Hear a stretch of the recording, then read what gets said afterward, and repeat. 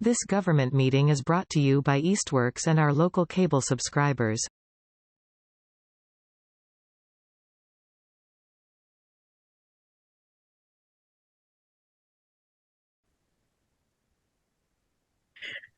Great. Okay, calling to order the meeting of the Ad Hoc Cost Efficiencies Committee for February 15th at around 3:05 p.m. And we have most of our members. We have Ian and Bradley and Janet and John and Ed and myself. And we have John Workman in as our guest for today. And we're missing a couple members, although Eliza said that she would be joining us a little bit later. And I guess Bob Riggs may not be able to to make it. I haven't heard specifically, but anyway, we're basically here and can keep on working. So at this point, I don't have any open time for the public that I see. Nobody's hanging out. It must be, it must be all these ad hoc committees that I've created. I mean, nobody ever comes from the public. So maybe that's the secret, it's just to have ad hoc meetings. I don't know. But anyway, we haven't had anybody, so we'll forget that one. We do have one set of minutes to share, to approve, if I can pull them up. These are ones I had actually circulated around a couple of times. We had this meeting in December, the last time we saw John Workman, and had our lengthy discussion about the fire EMS situation in town. And we were planning on having a January meeting, and then we had to cancel for, I forget what reason. So we never had the January meeting. So these are still the same meeting minutes you've probably read a couple of times now. Judy did a great job transcribing our discussion from the video. So I think this really gets into a lot of the detail that John was able to cover here. So if folks have had a chance to take a look at them, could I have a motion to approve, or if we need a minute to just read through them, that's fine too. I'll make a motion to approve. Second. All right. Any observations or questions around anything? If not, could I have a vote on this? All in favor? Kane, aye. Yep. Ian, aye. Ellsworth, aye. Lumber, aye. Okay. And Bradley? We lost Bradley. Where'd Bradley go? Oxen, aye. Oh, there we go. Okay. Because I think, and let's see, can I vote? I forget. Ed, you can't vote. I can vote, so I'll say aye. Okay. Perfect. Yeah, Ed is the non-voting member. Yep. So, okay, good. So that takes care of that, and we'll get those posted up. So today, I just wanted to kind of continue on with this process that we started with John.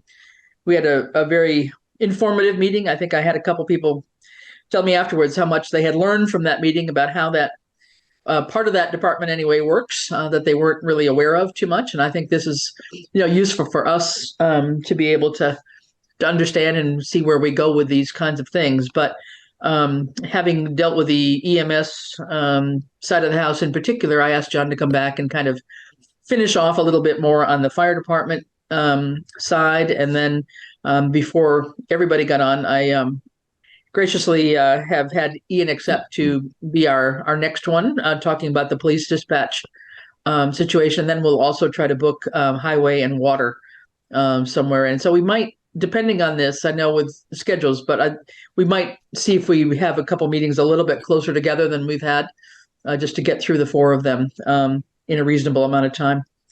But let us do that. So let me turn it over to John to kind of give an overview of how the fire department actually works in town. I think there's oftentimes been confusion on the on-call versus whatever, volunteer fire department. Sometimes people maybe don't quite understand what we have in town for our fire department. So it's just good to kind of run through that and make sure everybody understands. Okay. Go ahead, sure. John. Yep.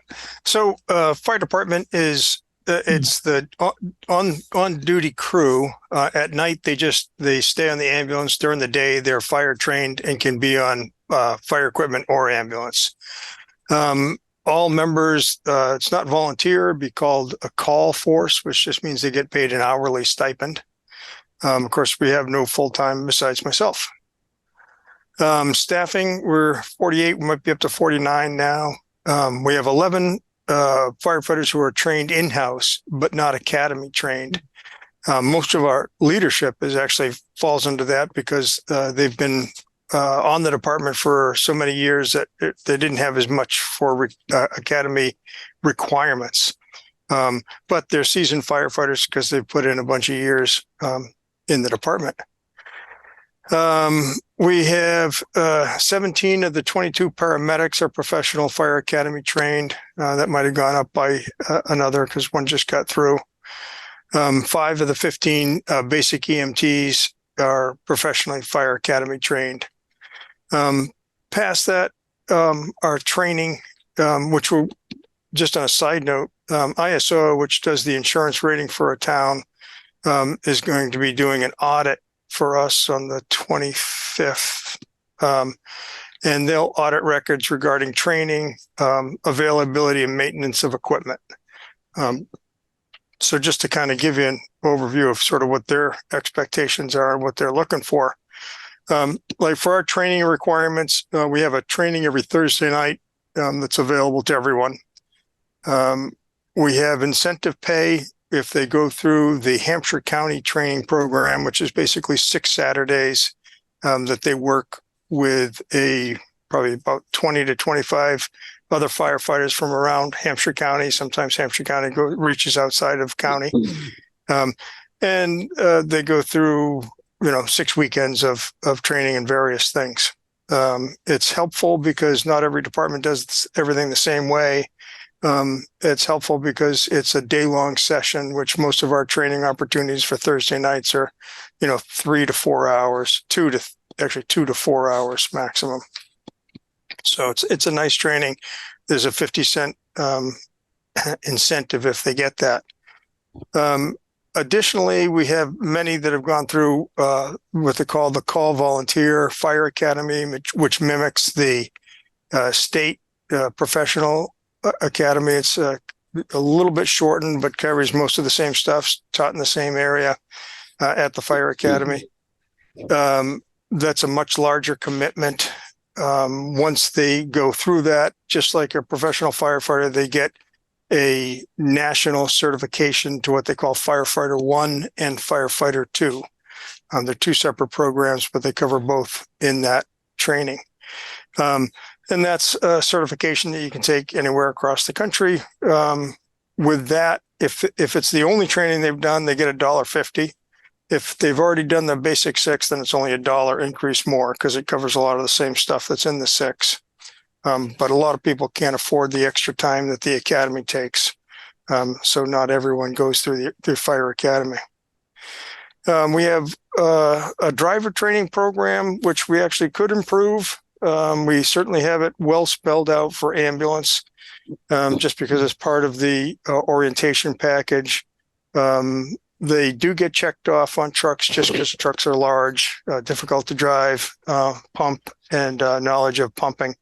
It's a big piece of equipment that they need to use and know how to use so it doesn't break.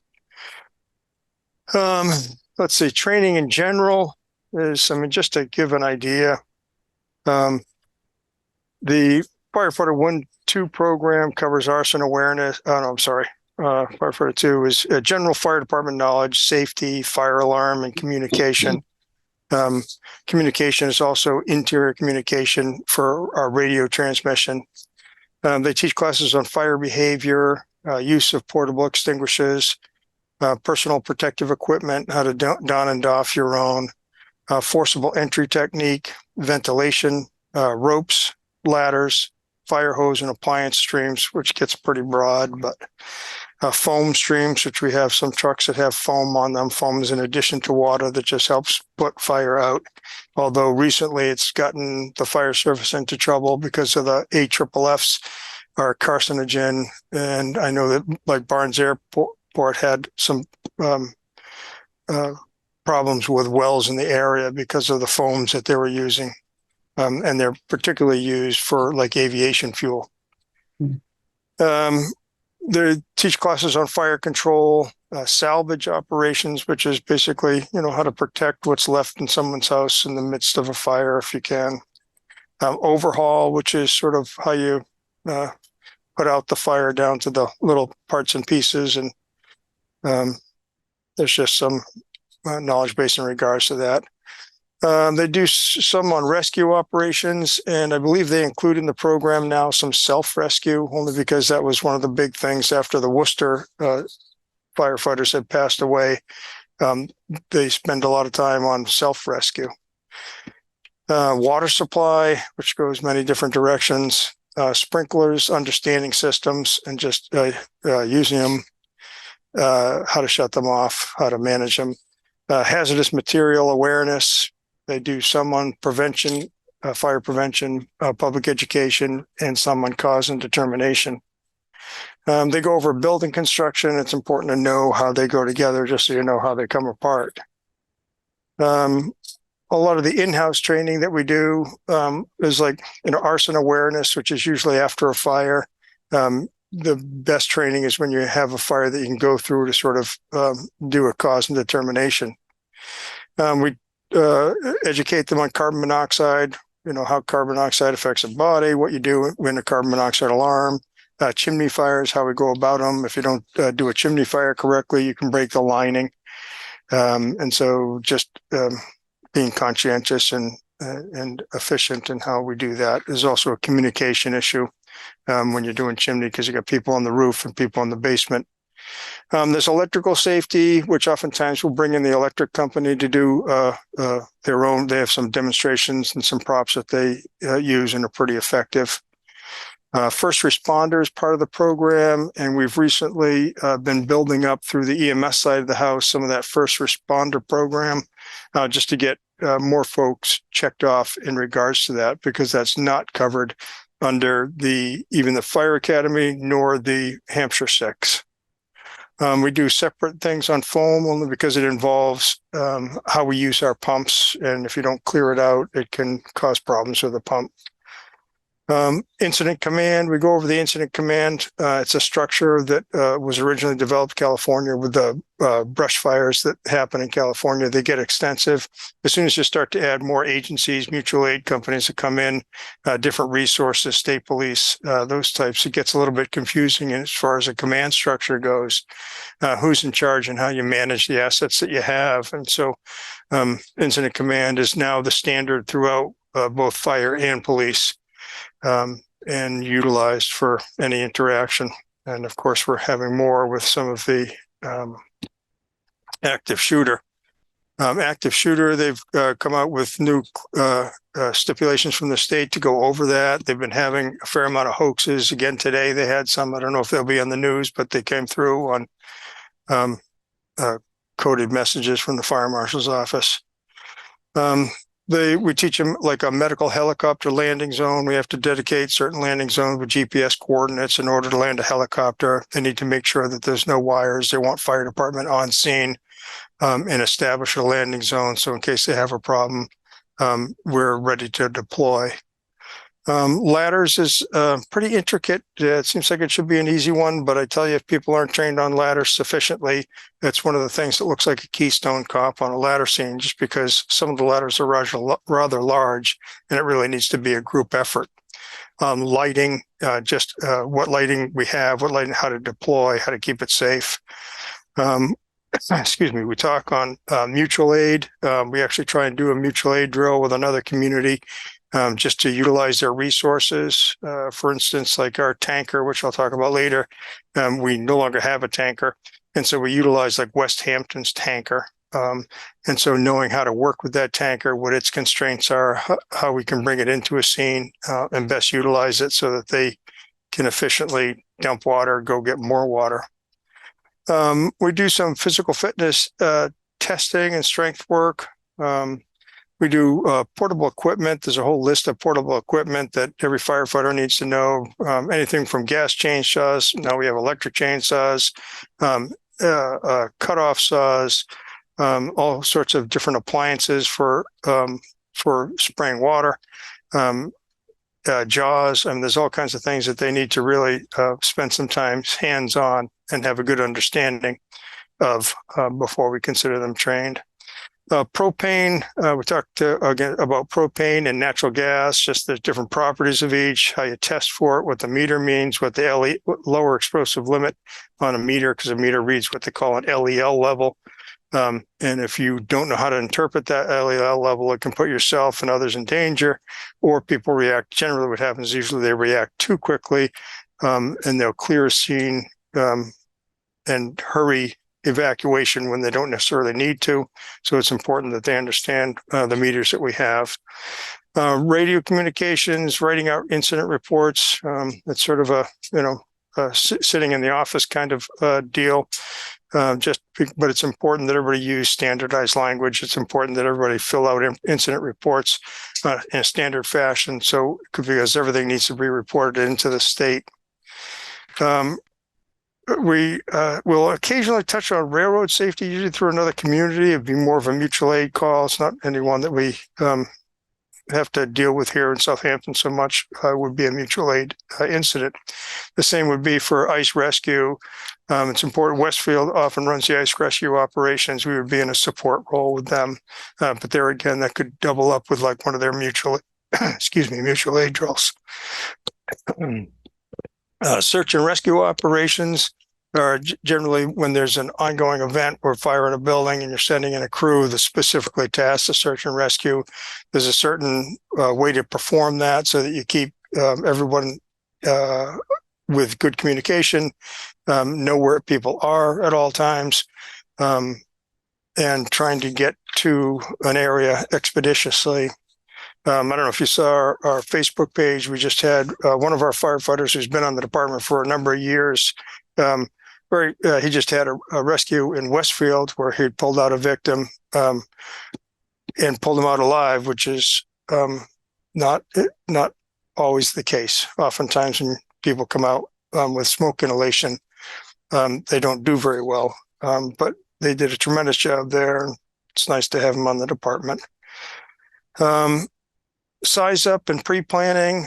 Basically, when you go to a structure, there's certain radio communications you use. Maybe it be a 1 or 2 story wood frame building. There's different sides to a building. That's part of the incident command structure. A side, B side, C side. You'll identify percentage of fire, what side of the structure it might be on, and then you may break into different geographic groups, and you need to know how to manage those. Both in size up and in when you actually start to perform function. We like to have people actually get into a structure fire. That's and or self-rescue. In the past, years ago, we always sort of had houses that people would give to us and we could bang holes, cut holes, do a lot of self-rescue through walls, out of basements, those kinds of things. And then we could burn them in the end. It's a little bit more difficult now. Not as many people tear down structures because the cost of construction is so much. Anytime they burn now, they've got to do asbestos abatement and everything else. And so it becomes prohibitive in cost. So unfortunately, we don't get as many structures to use as we once did. The alternative to that is to having them go through the burn buildings at the fire academy. It's a little bit more of a challenge to organize folks to do that, but it's ideal before expecting someone to make entry into a building on a team if they have some familiarity with that and some comfort level, because wearing all the gear is pretty confining in itself. Getting into an environment that is not conducive to life or health, a lot of flame, possibility for explosion. It's challenging, and so it's good if we can give them a little bit of that prior to that event. We utilize thermal imaging cameras, which are basically infrared cameras. There's different ways to use them. You would expect when you use them in some situations, the things you're looking for is a hot spot. When you're going for like a search and rescue, the body will actually be the cold spot and will be a different appearance on the thermal imager just because everything else is hot around them. So there needs to be some education in how we use that camera as people go in And the other problem with the thermal imaging camera is you can get a firefighter that can get themselves further into a structure where they can't see except through this thermal imager. And then the problem becomes if the thermal imager fails in any way, they're now in an environment that they can't see at all. And often not a good environment in that situation. Excuse me. We run like time trials. One of the things, you want people to do things fast, but you also want to do them concisely. So we do like time trial drills. Just to ensure that they're taking a hydrant, unloading hose beds without it being hose everywhere. We do a lot with vehicle extrication. We're trying to work at junkyard cars just to tear them apart using the jaws of life. One of the challenges that's we have now, because vehicle fires, other training, is with the new electric vehicles, just because of the batteries are presenting trouble. And the intensity of which they burn and the difficulty that they are to go out. Water supply, pump operation, it's different whether you're doing a drafting operation. Occasionally it might go down through ice to get water. Relay pumping is when you set up, you might have a draft operation with a operation happening at the fire ground that's squirting water. You may be put in the middle of a hose line because you can only pump about 900 feet on a hose line before you have to put a truck in the middle. And so there's different type of relay operations that they need to be familiar with. Water shuttles are when you actually go to a drafting operation and bring the water to the site, just driving, not through any other hose lay. And then there's wildland fires, which are basically brush fires. They can actually be some of them more dangerous only because they move so quickly. So we have started to get some good brush fire gear, because the other problem you have as soon as you use structural gear that they use for an interior operation, if you have that type of gear on for a wildland fire, you have the potential to be overheated. So the wildland fire gear that we're getting, some we've gotten through grants, some we get through the monies that come in through the burn permit fees that we charge. It's just a lighter gear. It's Nomex, though. It doesn't burn. Probably the newest thing that they put out, and they just came out with criteria on how we need to respond and what we need to train for in regards to the active shooter. And of course, that's unfortunately becoming more and more prevalent.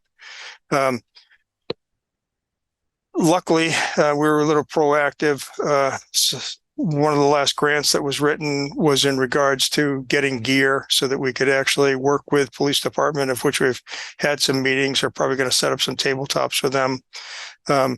We've always had a great working relationship with PD, and that's especially important as we come into dealing with some of the active shooter scenarios that unfortunately are, like I say, becoming prevalent. So that's our training. It needs to be all documented. That documentation is tricky. It takes a lot of time. Besides myself, it's all volunteers. So we have booklets, and it's just that's one of the things that ISO is going to be looking for. Past that, we have like weekly checks, monthly checks, yearly checks in regards to vehicles and equipment.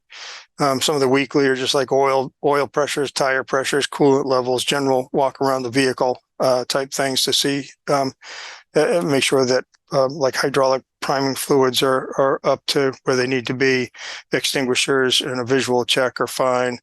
Mostly it's a large visual check. Somebody have a question?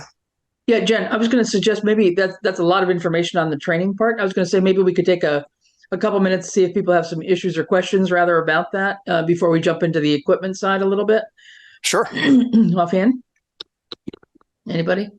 Anybody have any questions? It's a lot of information, a lot of training. I guess I'll start with maybe one. I mean, so do I understand that there would be somebody who's the dedicated drivers for the ambulances and the fire trucks, or is that whoever's on shift is able to also do that?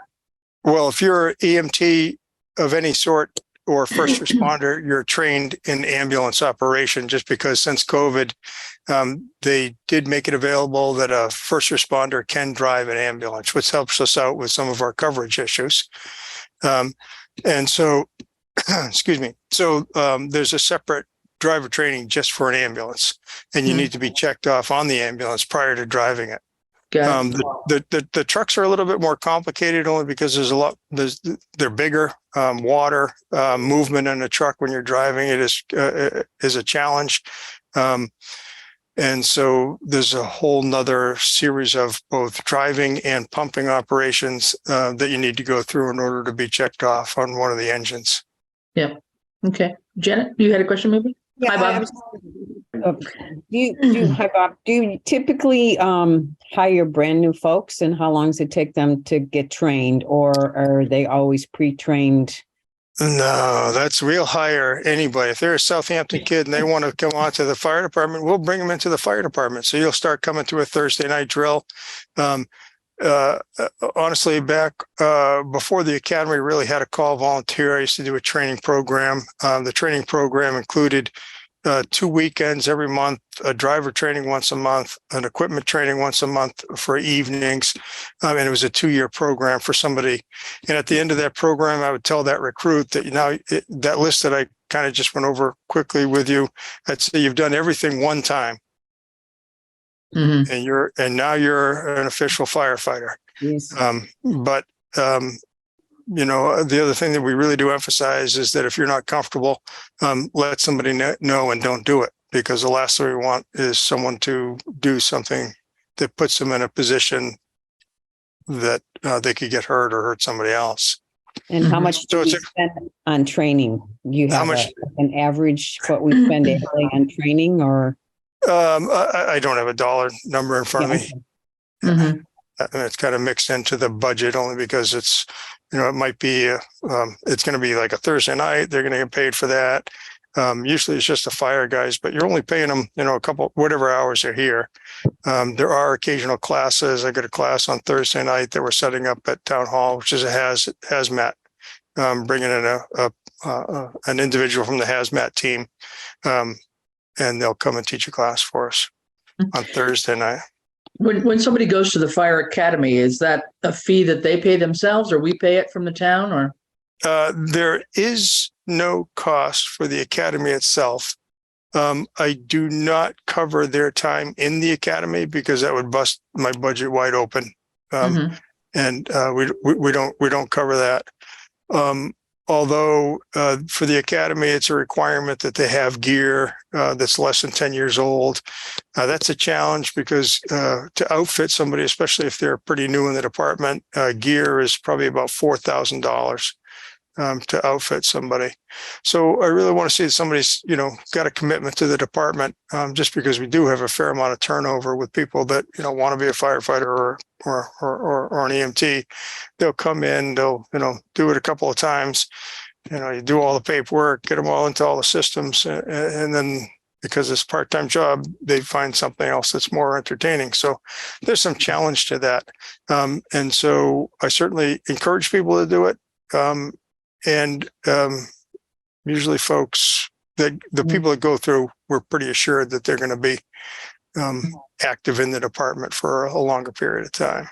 And it sounds like then, following up kind of on Janet's question and what you had told us about the EMS side, that being an on-call department, that, you've got folks that come in on the fire department side that are also working for other towns first, and Southampton is their extra job, separate from maybe those that are hired directly from Southampton, right? I mean, they're not, they're working as a firefighter in another community first, right? And then most being called in, especially in the higher, like a paramedic is generally they're fire trained, coming from another department. As a basic EMT, that's usually an entry level position, and they're not necessarily fire trained. For ambulance operations, 2, maybe 3 people is the extent of your group when you're going on whatever kind of call. For a fire call, you're looking for 20 people if you can get them. Right. It used to be that you could call one of the department, they would come in, they would have a lot of people with them. Now you have to call 5 or 6 departments just because you might get 2 from each. So there's some challenge to personnel that's not just Southampton, where we're, every community calls us in. So every time East Hampton has a fire, they call us in with an ambulance.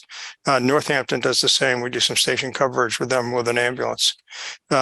We, a task force, like when Worcester had burned, we sent an engine down to Worcester for a couple of days. There were some brush fires a couple of years ago that we'd sent, equipment to as needed through some of the mutual aid agreements. Mm-hmm. Yeah. And maybe, and I just want to be sure that I understand. So anybody coming on that was working on the fire department would have at least a basic EMT as well? Is there just a straight firefighter with no EMT? Yeah, you can be a firefighter with no EMT. Okay, that's what I was. We'll take anybody. I mean, Okay. if they're especially if they're, like I say, we make a lot of provision for a Southampton resident, Right. just because it's a dedicated person. It's their town, and not that we don't get professionalism and dedication from those that aren't, because some of them have been on the department for years, and are committed to this department. But for a kid that comes in off the street, we get them to go to training. We give them on their helmet, they have a yellow shield, which says that they are not an interior firefighter. They can help on the fire ground, buck hose, change an air bottle, do the kind of things, in a support service kind of way, make sure that people are hydrated, those sorts of things.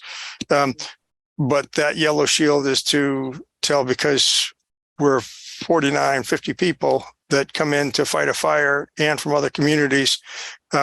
The individuals need to know their limitations, and we make it clear with the yellow emblem on their helmet that they are limited in what they're expected to do. Right. Okay, that makes sense. Yeah, safety is important for that.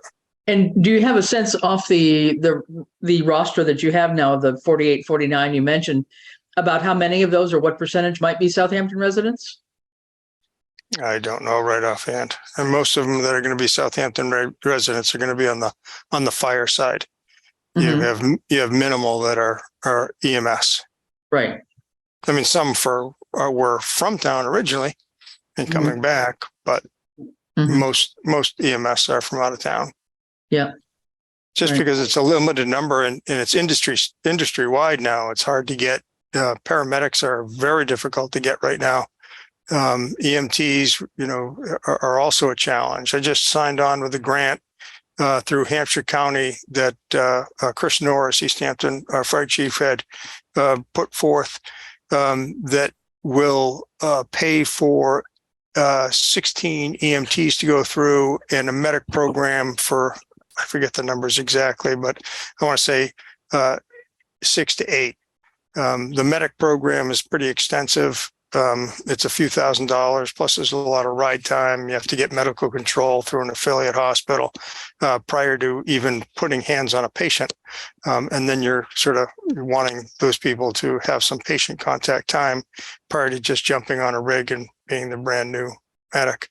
And it's hard. The whole industry is having challenges to get people in. And I really do think it's the responsibility of the fire chiefs to utilize some of the groups that they have to put that training together on the EMS side of the house. We have the fire academy, which teaches fire operations, but you don't have a medical academy. And so it really is a challenge. I think there, because everybody's feeling the crunch and not being able to hire personnel, they've started to step up to that plate. And that's what this grant that we just signed into will do. So this will be so both towns could benefit from the grant if you get it? It's actually, I want to say there's probably 6 towns on. Okay. So that'd be good to know. Yeah. Yeah. Be a good collaborative, One other question, then I'll shut up here for a minute. Sure. No, ask away. Now, just thinking about training things and extending that out to the community. I think at one point in time, and maybe this still happens, but just things in terms of doing any CPR training or doing any education around, or I'm not training necessarily, but education around smoke detectors, carbon monoxide detectors. Are we providing any of those from time to time? Is there a program to do that? Or is that something that would have to be a grant funded idea? Or whatever? It usually is grant funded. Occasionally you have like NFPA had sponsored a program at one time. I know the senior center had some money. I believe it was from Triad. Occasionally we get some money as well. The challenge that you have with smoke detectors is it has to be a house built prior to 1975 because anything after 1975 requires an electrically operated smoke detector. Mine qualifies. Yep. And that's 1769. yeah. So that's great. And so so I mean, we certainly do that when we can. The other thing is just a lot of that is a public education piece. Just because if we can educate people to, the need for a smoke detector, your nose goes to sleep. It's the only one that stays awake. Carbon monoxide is different than a smoke detector. It doesn't just detect carbon monoxide and go off like a smoke detector. It has to process it over a certain amount of time. Yeah, well, I was just wondering if we have any ideas, and maybe timing is just an issue of not having the staff available to do it, but to do some sort of like a carbon monoxide awareness training, or making your fire escape plan, or any of those kinds of things that I think a lot of us take things for granted, honestly, and don't do a lot of preparation. And so sometimes you get surprised, So I'm just wondering if we had a program that had been done and got discontinued, or would be something that you think could be useful. No, I actually have a lot of material in regards to it. It was one of my primary functions in my other department. I did training, fire prevention, public education. So I do have PowerPoints and such that, certainly we could present. The problem is I can't clone myself, and there's just not enough time. Right. So I really am trying to find someone who is, in years past, I had someone dedicated to public education. I'm hoping that I can find that individual. As a matter of fact, I just sent out something today to try and stir the bucket. Hopefully get somebody that can do more of the public education. We have some programs, especially designed for schools. And that program hasn't been as good as we've had in the past. And that kind of hurts me personally, just because I believe, I know in the town that I came from, we reduced structure fires almost 50% by going into classrooms and teaching kids about fire prevention. Only because every kid goes home to their house and has mom or dad check a smoke detector. So I always termed it as an army of third, fourth, and fifth graders that go home and make sure that all the houses are safe and candles are put out, and they're kind of learning the responsibility of some of what it takes to be safe in a home. But there's some good senior programs as well, and I really do hope to fill that slot. If we do end up with some full-time people, it would be a slot that I would say is a duty for one of them as well. Mm-hmm. Okay. Because I think that stuff is the best thing for the community, and it reduces fire and reduces injury. So those are great programs. And I see Eliza's on. So hi, Eliza. Hey, Eliza. Good. Thanks for coming in. So just in terms of the school, so we just haven't done as many as we would like, or as frequently as we would like, in terms of drills with the kids at school. Is that what you're saying? Correct. Yep. Okay. Yeah. We're here. Yeah. We're here. Yeah. Timing and staffing, I'm sure, is part of the issue. Yeah. So I know. Yeah. Okay, good. Anybody else, any questions? And if not, we'll just talk a little bit about some of the equipment challenges and so forth of what we've got going, especially with the big equipment in particular. So go ahead, John, I guess. Yep. Sure. So like I say, we do weekly checks on a lot of the equipment within the truck and of the trucks themselves. There's monthly checks, just like you do a full pump flow, shift around some of the hoses, make sure that hoses are not having mice in them, that kind of thing. Running generators, just there's a whole checklist that goes through for both weekly, monthly, and then yearly. We have, preventative maintenance, oil changes, and a sticker on everything. Pump testing has to happen on all of our engines.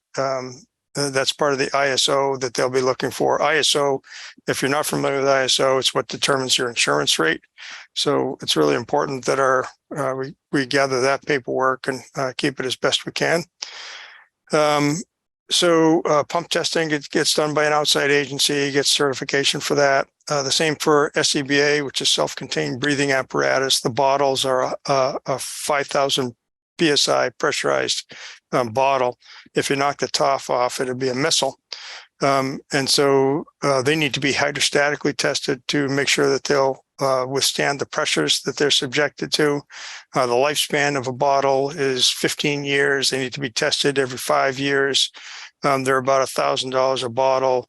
One of the things that happened in 2010 prior to my arrival is they bought a whole bunch of equipment when they got in a new engine, but then the problem was everything will come due.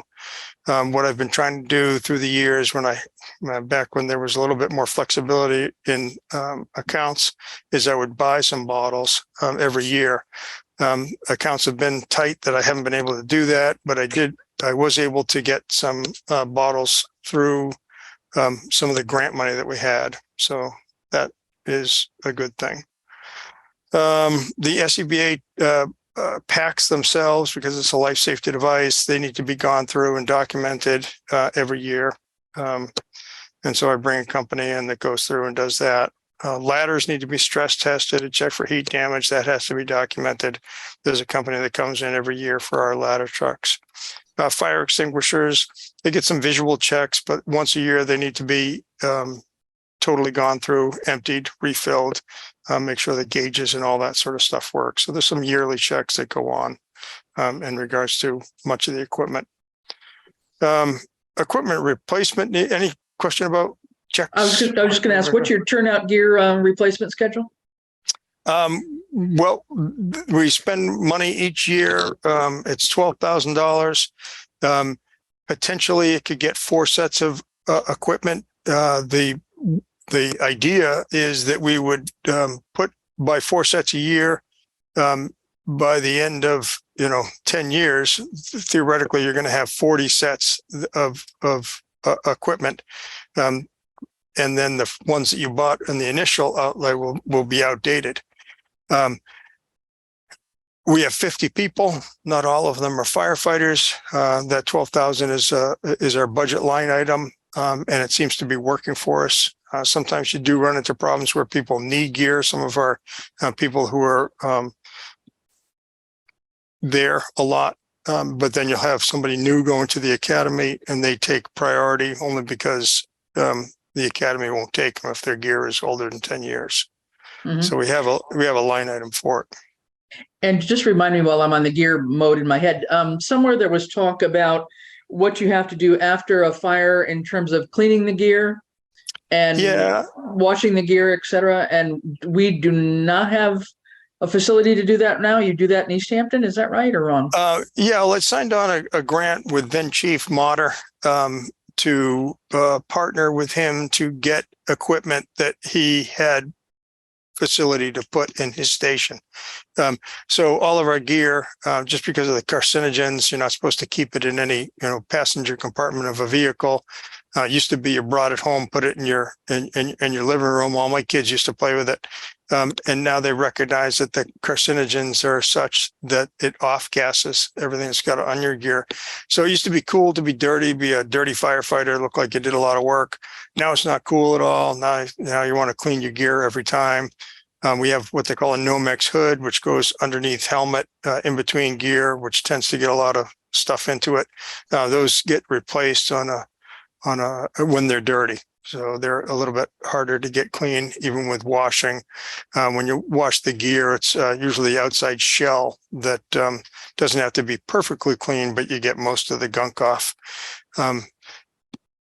And that is all done. All the washing is done in East Hampton because of the grant that was written a few years ago with them. To answer your question. Oh, I think you're muted, Chris. Yeah, no, that answered my question. Thanks. Anybody else have a quick question while we're right around this topic?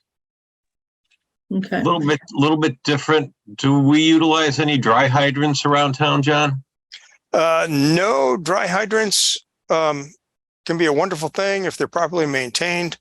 I do have a standard that I'd written back when I worked in a community that had a lot more need for dry hydrants. You can use a dry hydrant in a sealed vault. A lot of times when a builder comes in, they want to put all the storm runoff that goes into these vaults that then would feed a dry hydrant. The problem with that is you get a lot of sand buildup. They're hard to clean. And so it doesn't tend to be something that works out very well. So industry standard is you don't allow storm runoff to feed these vaults. They're a separate self-contained vault that gets filled with a dry hydrant off of them. We don't have any in Southampton.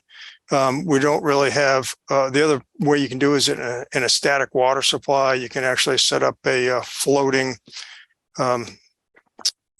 strainer, basically, that is always in, and it's piped to the side, and you can use that. But the problem you have then is that when the pond sediments up, you have to clean the strainer. It can't go all the way to the bottom or you're sucking just the mud. And turtles will definitely clog your draft line, which I can see from experience. So John, educate me please on dry hydrant's purpose. When you don't have a hydrant, like you think of as a fire hydrant that the dogs like, then you have, and the hydrants are connected to an underground water supply pipe system that is run by the water department. Right. A dry hydrant is a standalone, and sometimes in like a cistern operation, as I first described, where it's a separate 5,000 gallon tank, you can have what looks to be a hydrant, but you actually have to draft out of it. I see. When you tag a regular hydrant, when you make a regular hydrant, you have to, it's a pressurized hydrant. Mm-hmm. And then and there's a lot of things like with a pressurized hydrant, you can't draft it below 20 PSI only because you'll cause a lot of rust in people's water tanks and stuff, and their hot water tanks. But a dry hydrant, dry hydrant separate. Yeah, no, I hadn't heard that term before, so thanks. Sure. So maybe just talk about, the fire trucks themselves, the ambulances, just in terms of the equipment itself and their lifespan and where we are with some of those. And so our engine 3, which the folks like more than our newer engine, is a 2005. It's scheduled to be replaced in 2030.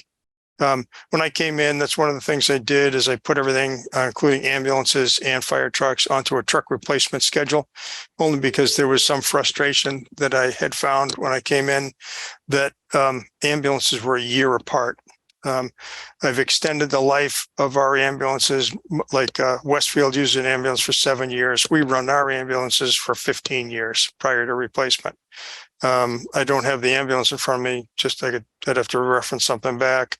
I want to say that it's due for replacement in 2024, 25.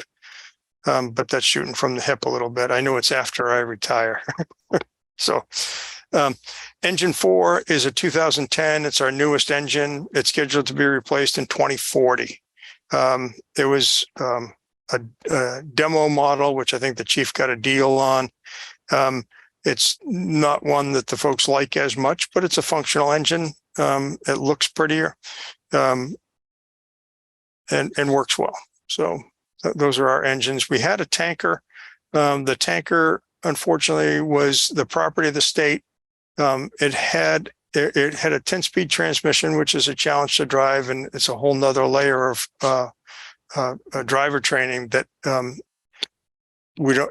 Is extensive. It's like giving somebody a Class B license where they really would need to understand how to mesh gears without a clutch on a big truck that has a lot of weight with a lot of shifting water inside. It's a dangerous operation. So there's only 2 or 3 people in the department that could actually drive that truck. When it had a problem with one of its valves, we went to get a replacement, could not find a replacement, would have had to have replumbed the whole truck. At that time, I'd looked into repowering the truck to an automatic transmission. I have a diesel mechanic that's on staff, one of my deputy chiefs, the bell housing. There was nothing that lined up with the bell housing, couldn't do it. So we ended up useless truck, not going to keep it on the yard if we can't use it, give it back to the state.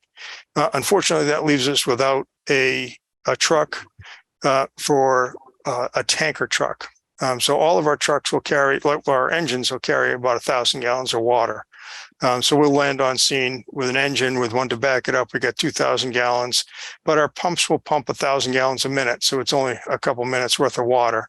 So water supply, a lot of water supply is how you fight a fire, is having adequate water to put the fire out, which was one of the challenges we had on Russellville Road. A tanker would be ideal. There are some FEMA grants. Honestly, I don't have. I can't clone myself. There's not enough. In Belchertown, I wrote a couple $1 million worth of grants. I wrote some of the smaller ones here. I haven't had opportunities to write the big grants. Because So at this point, when we have a structure fire like that, would it be Westfield and East Hampton that have tankers that would come in then, or? Actually, West Hampton has the best tanker. Westfield, their tankers, they don't have tankers because they're all hydrant. Their city has hydrant, so their trucks carry even less water, usually 500 to 750 gallons. So if you really need water supply, you're calling some of the Montgomerys, West Hamptons that have more resources because they're used to not having water available from a pipe in the ground. Got it. Okay. Yeah. So if we ever had a grant writer or more time, writing, getting a tanker would be a good thing to do for the town. We certainly have parts of the town that don't have water supply. That's one of the things that the ISO insurance companies will look at when they go to rate the town, as far as what they use as a multiplier for how they bill people's insurance. And not having a tanker may affect us as well. But it's kind of, we're just not, I don't know what you do. Just say use a grant writer or more people. Right. And is this ISO audit that you just mentioned, is this a yearly thing that happens, or? No, it's generally every 10 years. Every 10 years. Okay. So that's what's coming up now. Yeah. Yeah. Okay. All right. Can't say as I'm really excited. Right. But, go ahead, Bob. So is there FEMA grant money that would actually pay for a tanker? Enough to pay for a tanker? It's a competitive grant, but yeah, there is the potential. Wow. It's just like something we should be making every effort to do. That's a great idea, but I'm the only full-time person. I got 50 people, and as you probably heard, there's a lot of stuff that needs to be taken care of. That's just on you. I just think from I agree with you, and I've written grants before and gotten equipment. That would be great, but you'd almost have to bring in either another grant writer or hire more personnel in the fire department to give people more time to dedicate to writing grant. But I think it's a good idea, and I would think it would be cost effective. No matter which way you went. Well, if you have a an idea of some of the programs that do that, I mean, certainly maybe circulate those around. I'm not volunteering the grant committee to do that because it may be more technically challenging than we can do, but we could at least have it on our radar screen a little bit and keep an eye out for things. I mean, never know. Yeah, it's AFG offers a FEMA grants for that, and because the other thing they could be helpful for, and one of the challenges we've had is with the OSHA requirements that come through for a fire station, we are below standard in the fire station here now.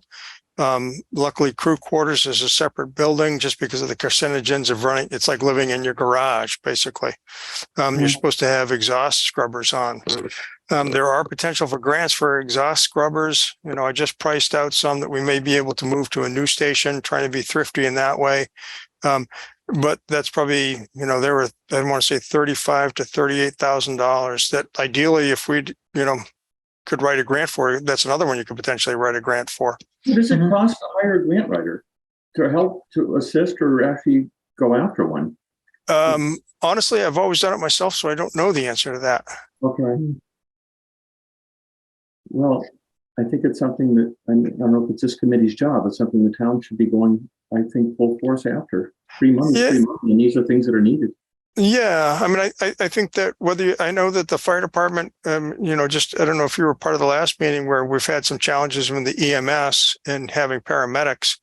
One of the things that I suggested last budget cycle was that we hire some people in. We're getting to the point where our call volume is enough that you really do. There's a lot of stuff that needs to happen with both the fire side and the EMS side, and to do it with only part-time labor is a challenge. We're $400,000 off any comparable community, and I think for a couple $100,000 added to the budget and an override, however it needs to be done, you could probably facilitate enough resource within the department at that point to free one of those people up to do some of the grant writing. Okay. If they don't do that, then yeah, the option is to hire a grant writer, and I don't know what it takes to do that, but I'm sure there are people who do it. Yeah, there probably are. Yeah. And I mean, I'm sorry. where would we find one? I don't know personally, just because, like I say, I've always done it myself. I could probably reach out and find out, but I don't know off the top of my head. I think it'd be worth at least getting more information on it before we lose you. Yeah, it might be able to be reached out, to reach out to other communities that might have used a grant writer and just see if we happen to know of anybody that might have done that. I don't offhand, but just get some information from them, if nothing else, to get that on our radar screen. John Lumber, you had a question? Great. Well, are we slated to go to 4 o'clock or 4:30? I was thinking probably 4, but we seem to be going on a little bit. Well, can we just go a in little case bit we longer? run out of time, I'd like John just touch a little bit on the second Go ahead. building. Yeah, go ahead. John, could you touch on the Station 2 out at the ponds? Sure. It's basically just a garage that we use for storage of equipment. And ideally, we would have enough space in a station so that we didn't need that building any longer. Unfortunately, there's no space here. The challenge with that space down there on the ponds is it gets mice in the building. It's hard not to have mice damage down there. So if we were successful with the new public safety complex, we could eliminate that location. Absolutely. I would, as a taxpayer, I would say, let's try and eliminate that location. Is that something I'm sorry, Chris, there's no vehicles sitting down there. Right. No, we do have an engine. It had a problem with its pump test, but it's a 4-wheel drive engine. It is used occasionally on brush fires. One of the guys is a diesel mechanic. They've got it up and running again. So we do have a truck down there that could be utilized, and occasionally is utilized, but I don't like to put money into it because it failed its pump test. It was a little bit shy on some of the requirements of a pump test. So we don't need 3 engines. I think that, you hate to just get rid of equipment if you're kind of still using it and it doesn't cost us anything. But you could get rid of it and get rid of that station eventually. I think that would be a good thing. Okay. Just to tie on to the station. So are we don't own that station? Are we paying rent on it? What is the deal with it? No, we own the station. I believe someone donated it from the town. Yep. Yep. And is that down near the water department? Where is that on? No, on Bloomer Road. On Bloomer. Okay. Yeah. Mm-hmm. Yeah. It's just a brick. It's pretty much a cement building. Brick. Excuse me. I just got an area chief. Let me just message him. Yep. Okay. Good. Sorry. Yeah. No, I'd say we've probably got another 15 minutes, guys. If we can do that to 4:15, if we can. Other people have questions. I mean, let's take advantage of John's knowledge while we have him here. God bless you, Ed. John, any other questions? It's a good question. So any other questions before I continue? I'm mostly to the end here. Okay. So, I mean, the other was just getting into the grants. I think it is some good points. We can certainly look for a grant writer, but honestly, I believe the way to do it is to, there already is a shortcoming in the fire department. My recommendation would be to get more people in the fire department so that the chief or administrative staff would have time to write some grants. I think that's the answer that's going to see us better down the road. It seems like just a finger in the dike to try and get by with a grant writer. It's a one-shot deal, and we're paying out money that we don't necessarily have to. You'd asked about assets that we have that other towns don't have. The UTV is something that's not unique, but it's we're one of the few departments that have one, and because it has the rescue aspect to it that's a unique vehicle that we use and potentially can use in mutual aid. Just quickly, like on the building itself, like the OSHA standards, we really, ideally we bring, we should meet OSHA standards. I did put in a capital request for air scrubbers, which is a requirement, probably our biggest monetary outlay in regard.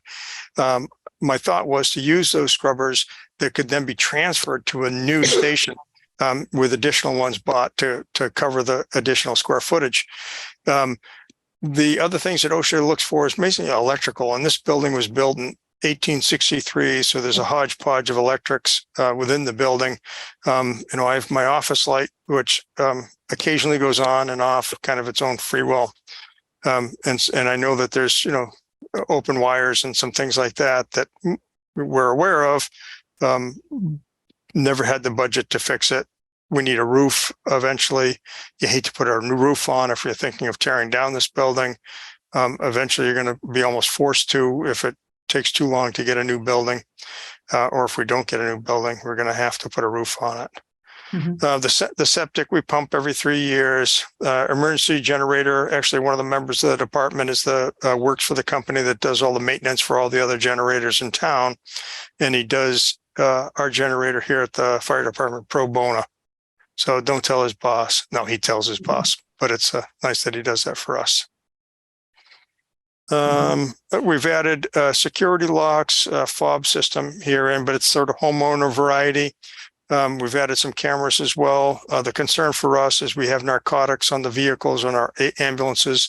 So the only place that has cameras is over by the ambulance. It's recorded just so that nothing goes on there that we can't research and be aware of. And the locks just keep it, the facility secure. So I think that's mostly it. Is there anything specifically that anyone has that they'd like to ask? That I know I kind of talked for a while. When are you retiring? Not soon enough. Now. June 29th. And do we have anybody in the wings yet? I haven't heard of anything. I've heard they did an article on me that that said that there was some things in the works, but the select board members could probably answer that best. Yeah, nothing yet. John is going to be working on a search committee, pulling together a search committee and leading that charge. So, and is there a transition plan once we do get somebody? Or well, in a perfect world, the new person will be on by May 1st. Right. So that you'd have 60-day overlap, because I'm assuming John's going to have some vacation time he wants to take. But I mean, we'll figure that out. First, we still don't have a firm answer. Actually, I think we did get a firm answer from the department head that's going to participate. Yep. We are in the process of waiting approval or waiting acceptance from a fire command level individual outside of our jurisdiction to join the search committee as a neutral person. So we're pulling it all together. I think there'll be more public information in 2 to 3 weeks. Mm-hmm. Yeah, you can get assessment companies too if you want. Yep. And John, is there? I'm waiting on Chris to write the grant to fund the assessment. Yeah, thanks. No, John, is there a deputy or two though that would cover some interim in case we didn't have that overlap? I mean, not as a full-time person, I know, but. Yeah, I mean, I've got a lot of different people doing a lot of different tasks. All of them have a full-time job. I'm the only full-time here. Right. And so the expectation of all the little parts and pieces would be difficult. Would it, if you take me out of the equation, hopefully I've set it up in a way that will continue to roll down the road. But it will be a challenge. There won't be oversight of like EMS side of the house, fire side of the house, all the different, the yearly everything just kind of needs to keep on. Right. So I would feel good just to know that it would be doing better if there was any possible way to get someone in prior to my leaving. Right. And while we're on the subject, I think you had mentioned that you would want to have somebody having both the basic EMT and fire qualifications. I mean, not to Yeah, not to have the medical part would not be ideal, right? Yeah, I mean, my strengths when I came in, and I was told by the committee at that time that I was the strongest candidate, which I appreciate that. But I know and was admitted at the time that I had minimal medical experience. I was an EMT for many years, but I'd always, I was second in command of probably double this township size as we are here. And so I had a lot of administrative duties that didn't make me the priority to learn the ambulance. I had written a grant for, I don't know, about $1 million to bring together. We went from me being the full-time person and the chief to 15 full-time firefighters, which included 7 from the EMS side of the house and then 5 additional from a grant. That was a challenge for me. Because here the focus just a month, 30 days prior to my arrival, they'd signed a contract with the state to go to a full advanced level life support system, life support ambulance, which is tremendous. I think that's the industry standard. I think it's what Southampton residents should expect. But when I came, they'd been without a chief for a little bit. A lot of the guys were sort of they had their own thing kind of going. And so there was a little growing pains between myself jumping on the learning curve, for some of them understanding that they need to be reined in and couldn't just make schedules to include their own cousins in on the schedule predominantly. So there was some, the recommendation, because we are so much of the department is really an EMS department that does fire service. I would highly recommend that you get someone, I would encourage you to get someone at the paramedic level, because there's so much of the administrative duties that are reliant on the knowledge, the paramedic level of knowledge for what the Office of Emergency Medical Services requires for affiliate hospital discussions. I mean, all that stuff I feel pretty versed on now. Service zone plans and all that stuff. I've kind of gone through it. Medicare, I've done my gosh darn with that. But it comes with, I had to sort of jump on that curve and learn it. And I think that the department, especially at this level, because it's almost doubled its call volume in the 10 years that I've been here. I would highly recommend that you get someone with higher level of prior medical experience. I would recommend the paramedic level. And I think if you bring somebody in, if they run an ambulance service, they would agree to that. Mm-hmm. Yeah. Okay. Just one other question on the structure while we're talking about it. I believe we just put some money into putting a new roof on the overnight quarters. Is that right? Yeah, that was an insurance thing. Okay. We had gotten mold in there. And one of the problems that we have is there's no alternative to that structure. We'd gotten that structure used. I think we paid $20,000 for a used mobile home. Not mobile home. It's like when people have a fire, they bring in these homes. It came with an extra bedroom, had a bathroom and a kitchen. It actually served us very well. We used one of the rooms for medical supplies. It's works out well. But it was, for some reason, it was leaking water. There was originally when they'd added on the vestibule that goes from the sleeping quarters to the main fire department. There were some leaks that were there. I thought they was caused by adding on that. We attempted to fix them a couple times.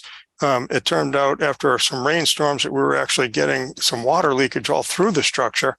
It was to the point where I called in the insurance company and said, we need to, fix this. I got a roofer. The insurance company said they wouldn't cover the roof because at that point, the roofer had discovered a problem with the ridge vent, which is a venting structure at the very top of the peak of the roof. And it was gathering water for some reason. And so there was, he picked off the ridge vent and 5 gallons of water poured out, which is very unusual. So they had to replace the roof before the insurance company would do anything.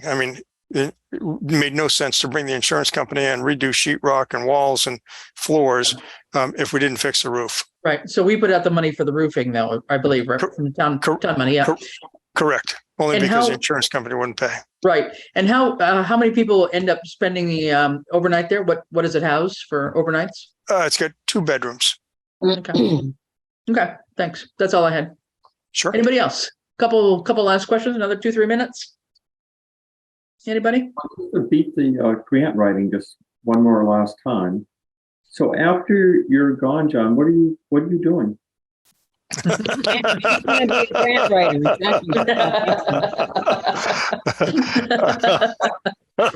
Looking for a part-time job? That's what I was thinking, Yeah. Bob.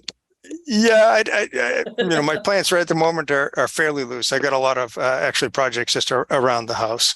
Yeah, I'm not sure. I don't know if there's stipulations of how much time you can put in. I suppose that's a potential, but you could look outside. I mean, somebody who really is a professional grant writer could be advantageous. I mean, it could be something. It's a possibility. Grant writer. I mean, if it was it's something you were interested in, I wasn't asking you to do it for free, but I was just wondering if the town can actually hire you as a subcontractor to write a grant. And if you didn't be interested.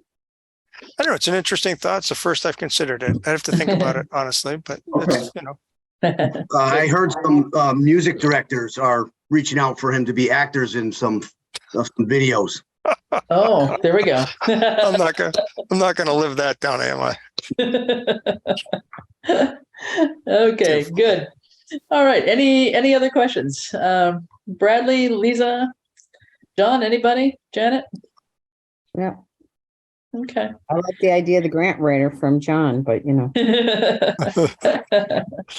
Anyway, well, good. I think this has been very helpful, very informative, just to understand. And I'm amazed actually at all the kinds of training that somebody, gets exposed to, whether they're, totally proficient in every topic, but there's a whole lot of stuff that goes into getting trained for this role, which, I think a lot of people may not even understand at all. There's yeah, they really, it gets more involved. I mean, as soon as you get, white powders all of a sudden come out, and that's a whole nother thing. School shooting comes out, that's a whole nother thing. Sure, batteries in cars. I mean, there's always something. Yeah. Well, it's interesting because, living here, most of my life, in my young life anyway, and bordering not too far from the railroad tracks, when the railroad used to be live, my dad and brother were, on call whenever there was, a spark off the track and a brush fire started. The farmers nearby all ran to the tracks to put out the fire. I mean, that's what happened way back when. So I mean, I lived in a town with changed. That, and they always started brush fires as soon as they dragged anything. The other thing that's sort of interesting is most of the cars, especially Amtrak, are actually, they have a diesel generator that powers electricity, and all the cars have high voltage through them and they run on electricity. So the diesel doesn't run any wheels, it just runs electricity to power. Oh, yeah. Well, interesting. Interesting if you got to work on it too. Yeah, I bet. I can't imagine the train crash that they had mid-country. Oh, just terrible. Oh my gosh, the thing in Ohio. Yeah, just terrible. Yeah. Okay. Well, listen, could we go ahead, Janet? Go ahead. Sorry. I just said, and the animals and fish are dying in Ohio. Yeah, so. no, for sure. Not good stuff. Who knows what chemicals are on that train? That's just amazing. But so could we try and set a date for our next meeting? And I'm kind of looking toward the early part of March. Does Wednesdays seem to work for people? I'm just wondering, Eliza and Bob, maybe is a 3:30 time better than a 3 o'clock time for you all? Or certainly 3 o'clock usually works. Today we had a special announcement we were doing. So okay. All right. And unless you want to get past St. Patrick's Day, I'm not going to be around. Okay. So if it doesn't work, just count me out. But the 1st or the 15th works better for me because we have school committee on the 8th. Right. Okay. And so, John, I'm sorry, Bob, the 1st or the 15th, you would not be around, or? No. Okay. Sorry. Okay. You folks are all set, right? Yes, we are, John. Thank you so much. Appreciate your time. Thanks you all. Thanks for coming in. Thank you. Yep. Take care. Well, Ian, what's your schedule like since you're going to be our guest speaker? Which of those dates might work the best? You're muted, Ian. Yep. So, and Bob, you would be back to the 22nd? Yeah. The 22nd seems to work for me. That works better for you? That it works for me. I think I'm pretty open with the exception of March 9th. Okay.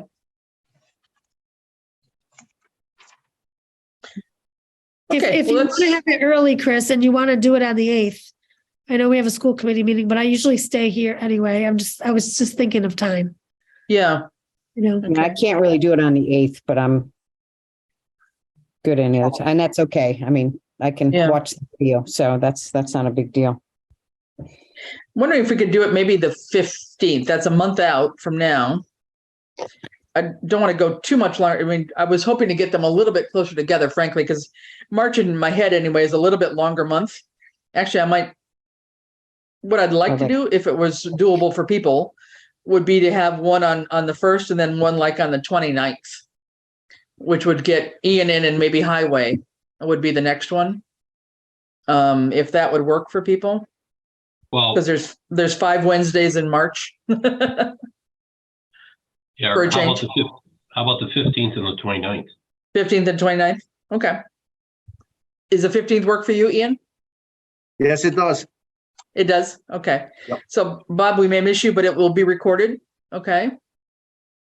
But yeah, let's go for the 15th then at 3:00. Sounds Okay. good. Super. All right. And then we'll work on Highway for the 20 or some other time, maybe the 29th. Well, Yeah. I mean, if I don't block it now, it may not be available in 3 weeks. Yeah. You- Well, let's you want me to block say the I will. 29th? Let's try for the 15th and the 29th for those that can Okay. make it. It may be a stretch for people to make it twice in 1 month. I understand. But I was trying to get these 3 departments kind of at least, have a better understanding of what's going on with them and see if we have any thoughts of how to, consolidate some of that information and make any recommendations for follow-ups and so forth. So let's did go you with the say 3 15th and o'clock? 29th. Yeah. 3:00, Chris? Yeah. That'd be great. So good. All right. Well, thank you all for coming today. I hope you found it useful just to get an insight into what goes on here. And looking forward to hearing more about the police and dispatch folks next time around. And with that, I'll take a motion to adjourn. So So moved. moved. All right. Could I have a second? Second. Second. All right. All in favor, just say aye. Aye. Aye. All right. We are adjourned at 4:20. All right. So thank Enjoy you the all very weather, much. everybody. Yeah, All right. thanks. Appreciate it Yeah, much. everybody. Thanks. Good. Take care. Bye-bye. Bye-bye.